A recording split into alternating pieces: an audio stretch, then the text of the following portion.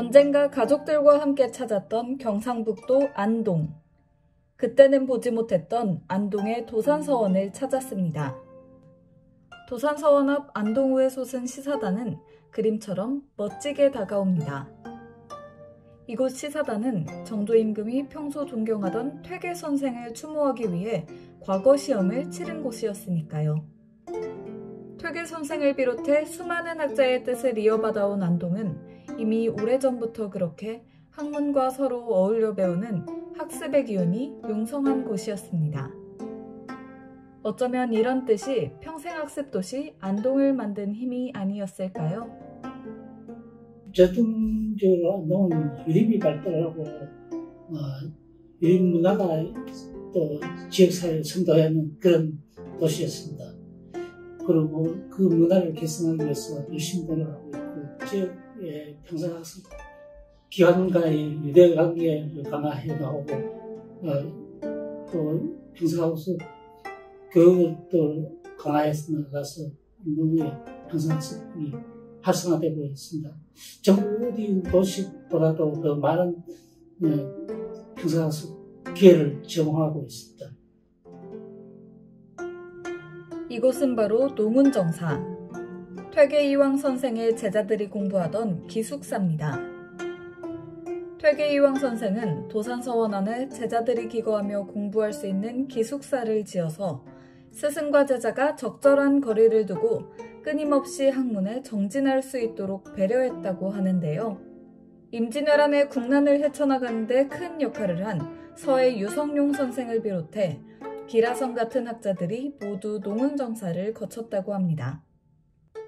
어쩌면 일상과 학습의 사이의 거리를 적절히 조절하며 언제나 배움의 길을 열어가는 평생학습 도시 안동은 현대에 이르러 더 넓어진 농운정사가 아닐까요? 안동시에서는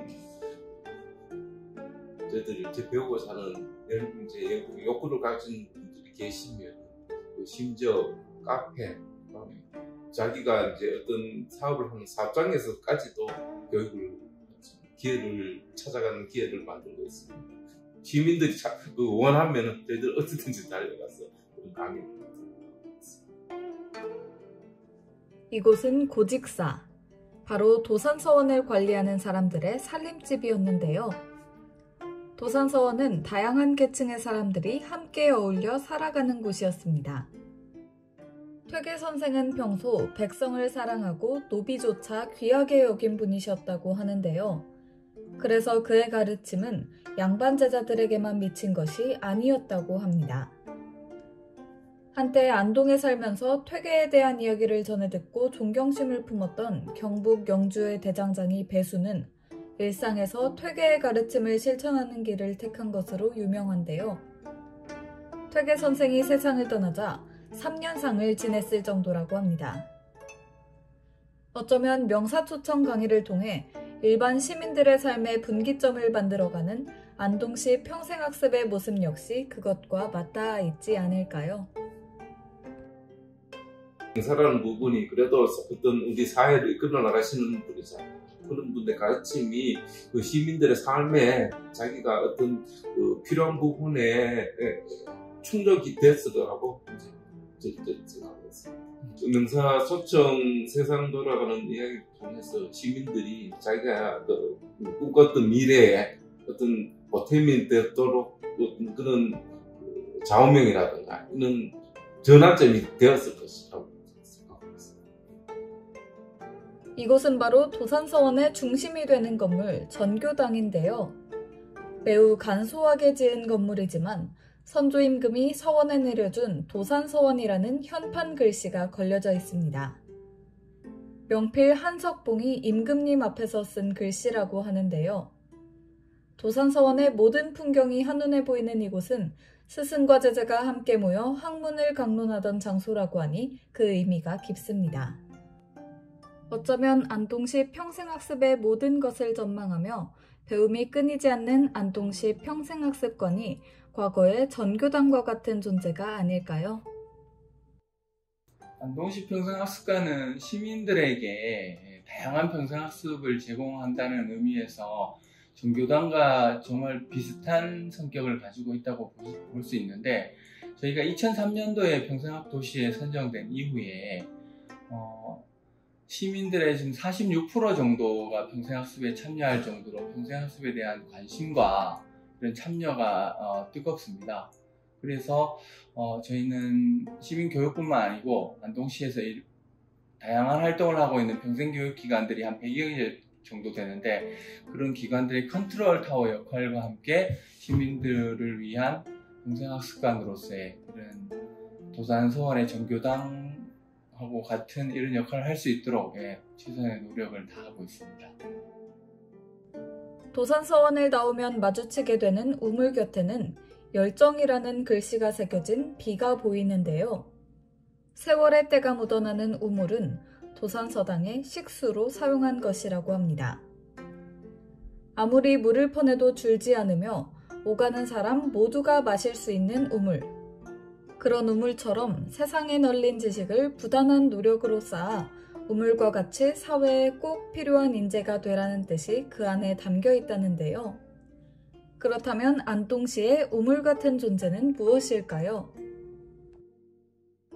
열정이라는 우물이 저희 학습관으로 봤을 때는 굉장히 유사한 의미를 가지고 있다고 보고요.